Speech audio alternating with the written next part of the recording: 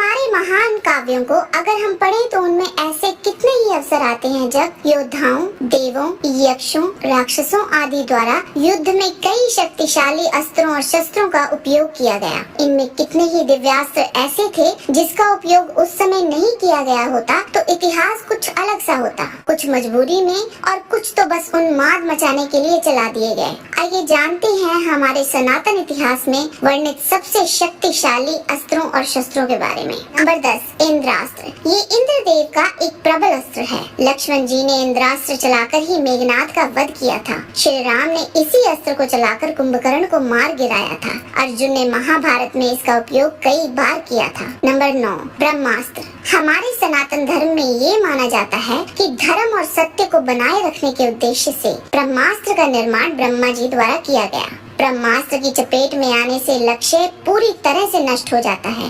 इसका उल्लेख हमारे वेदों और महाकाव्यों में कई बार आता है। इसकी मारक क्षमता अचूक है। नंबर 8, वासवी शक्ति। इंद्रदेव की ये अमोघ शक्ति उन्होंने कर्ण के कवच और कुंडल के बदले दी थी, पर कर्ण इसका उपयोग सिर्फ एक ही बार कर सकता था।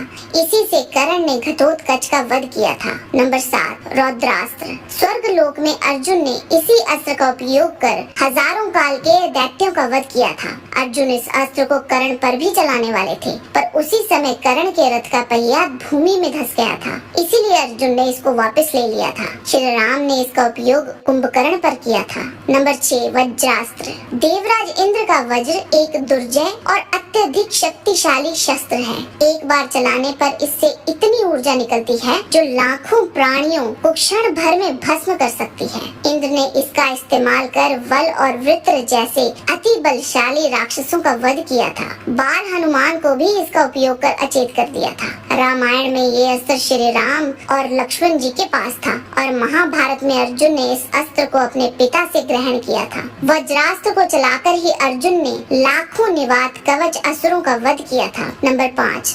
वैष्णवास्त्र। यह अस्त्र अपने लक्ष्य को पूरी तरह से नष्ट करने में सक्षम है, चाहे वे लक्ष्य किसी भी प्रवृत्ति का हो। इस अस्त्र को स्वयं भगवान विष्णु जी से ही ग्रहण किया जा सकता है। श्री राम को इस अस्त्र का ज्ञान था और महाभारत में भगदत्त ने इसका उपयोग अर्जुन पर किया था, जिसको श्री कृष्ण ने अपने ऊपर ले लिया था और वह एक माला में बदल गया, क्योंकि श्री कृष्ण भगवान विष्णु जी के ही पूर्ण अवतार थे। नंबर 4, ब्रह्मशीर। यह ब्रह्मा जी का सबसे शक्तिशाली अस्त्र है। इसे ब्रह्मास्त्र से भी 4 गुना अधिक शक्तिशाली माना जाता है। रामायण काल में इसका ज्ञान श्री राम और लक्ष्मण जी दोनों को था, पर इसका उपयोग उन्होंने नहीं किया। महाभारत में इसका ज्ञान गुरु द्रोण, अर्जुन और अश्वत्थामा को था। कुरुक्षेत्र युद्ध के अंत में अश्वत्थामा ने अर्जुन पर ब्रह्मशीर चला दिया था, जिसके जवाब में अर्जुन को भी अपना अस्त्र छोड़ना पड़ा था। पर बीच बचाव के कारण अर्जुन ने तो अपना अस्त्र वापस ले लिया, पर अश्वत्थामा ऐसा करने में असक्षम थे और उसे उत्तरा के गर्भ की ओर मोड़ दिया। नंबर 3, नारायणास्त्र। यह भगवान विष्णु का एक शक्तिशाली दिव्य अस्त्र है, जिसका प्रतिकार करना असंभव है। इसका प्रतिरोध करने से इसकी शक्ति बढ़ती जाती है और इसका केवल एक ही प्रतिकार है, और वह ये कि शत्रु अस्त्र छोड़कर नम्रता पूर्वक अपने आप को अर्पित करते। इसका उपयोग महाभारत में अश्वत्थामा ने पांडव सेना पर किया था। कुछ ही समय में इस अस्त्र ने पांडवों की एक अक्षौणी सेना नष्ट कर दी थी। तब श्री कृष्ण ने सबको इसके आगे नतमस्तक होने की सलाह दी थी। नंबर 2, पाशुपतास्त्र। यह भगवान शिव का एक अति शक्तिशाली अस्त्र है, जो संपूर्ण ब्रह्मांड को पलक झपकने से भी पहले नष्ट करने में सक्षम है। त्रिपुरा 3 अविनाशी दानव नगरों को नष्ट करने के लिए भगवान शिव ने पाशुपतास्त्र का ही उपयोग किया था। इस बाण का निर्माण भगवान शिव ने किया था। महाभारत में इसका ज्ञान केवल अर्जुन को ही था और रामायण काल में श्री राम को ये अस्त्र ब्रह्म ऋषि विश्वामित्र जी से प्राप्त हुआ था। इसका उपयोग मानसिक संकल्प से, दृष्टि से, वाणी तथा धनुष द्वारा भी कर सकते हैं। इनमें से चाहे जैसे भी इसका आह्वान हो, शत्रु का नाश होना तय है। नंबर 1, पहले स्थान पर भगवान शिव का त्रिशूल और विष्णु जी का सुदर्शन चक्र आते हैं। भगवान शिव का त्रिशूल समस्त अस्त्र शस्त्रों से अधिक शक्तिशाली है। इसका प्रमाण हमें महाभारत के अनुशासन पर्व में मिलता है। त्रिशूल के 3 मुख रचनात्मक ऊर्जाओं के 3 रूपों ईड़ा,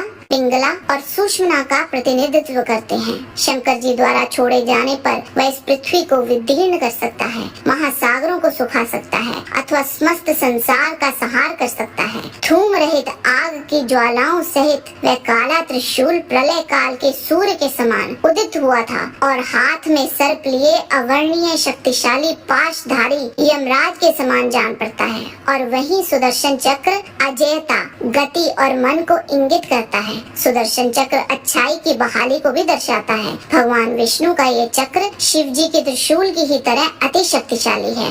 एक बार इस चक्र को छोड़े जाने पर इसको काट पाना असंभव है। विष्णु जी के अवतार श्री राम और श्री कृष्ण जी ने इसको धारण किया था, लेकिन इसका उपयोग इन दोनों में सिर्फ श्री कृष्ण ने ही किया था। श्री कृष्ण ने सुदर्शन चक्र से ही शिशुपाल का वध किया था। महाभारत के अनुसार भगवान शिव ने ही यह चक्र विष्णु जी को प्रदान किया था। हम इस सूची को 10 तक ही सीमित रखना चाहते थे, इसीलिए और अस्त्रों का वर्णन संभव नहीं था। इनके अतिरिक्त कई और प्रबल अस्त्रों का माननीय उल्लेख है, जैसे कि कर्ण का भार्गवास्त्र, जिससे उसने बड़ी संख्या में पांडव सैनिकों को क्षति पहुंचाई थी। नागपाश, जिसके उपयोग से मेघनाद ने श्री राम और लक्ष्मण जी को बांध दिया था। इससे मुक्ति के लिए गरुड़ देव को बुलाना पड़ा था। भगवान कार्तिकेय जी का शक्तिशाली अस्त्र वेल, ये माँ दुर्गा ने कार्तिकेय जी को दिया था। इसी से उन्होंने तारकासुर और उसके साथ आए लाखों दैत्यों का वध किया था। अंजलि का अस्त्र, जिससे अर्जुन ने कर्ण का वध किया था। भीष्म पितामह का प्रस्वापन अस्त्र और भी कई ऐसे अस्त्र, अंतर्ध्यान, आग्नेय अस्त्र, सम्मोहनास्त्र, वरुणास्त्र, व्याव्यास्त्र, गंधर्वास्त्र इत्यादि मुख्यतः इन्हीं अस्त्रों को ही अति शक्तिशाली माना गया। आज के वीडियो में बस इतना ही। जाने से पहले लाइक बटन जरूर दबा दीजिए और वीडियो अच्छा लगा है तो शेयर कीजिए। आपसे फिर मिलते हैं एक नए रोचक वीडियो के साथ। तब तक के लिए आप सबको हमारी शुभकामना। नमस्कार।